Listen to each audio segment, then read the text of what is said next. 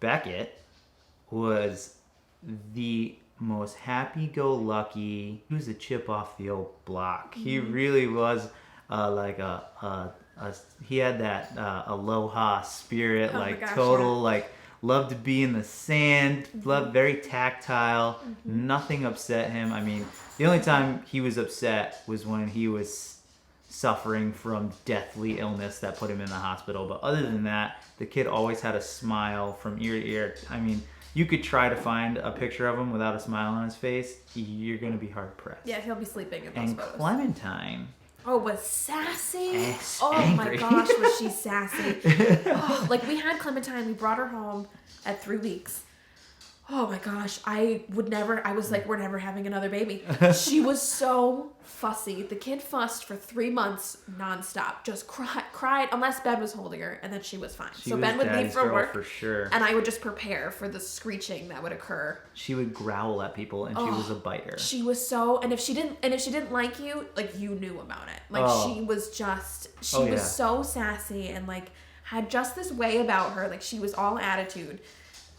Which is funny because Julia can be very sassy too. But Beckett was totally laid back, really mellow, really smiley. He loved nice, cool weather. He loved the wind in his face. And Clementine was the opposite. She was really sassy. She liked hot weather. She wanted to sit in the sun and sweat. They were like a little old couple. They were their own soulmates. Like, I remember being devastated. They said he's going to be severely mentally retarded. And I remember thinking like, oh my God, he's never going to love someone. Like, he's never going to get married. Clementine was totally his soulmate. They were best friends. They got each other on a level that even Ben and I didn't get. It was like this, like the language that twins speak in. It was like that.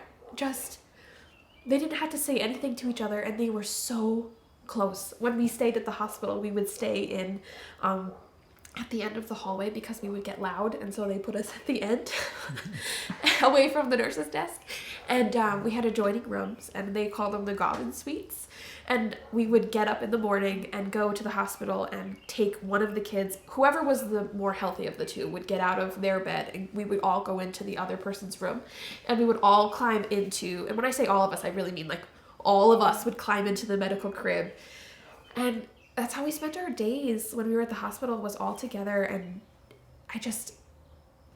there was 8 weeks in between when Clementine and Beckett died, and it was a hard 8 weeks for him. I think he felt alone.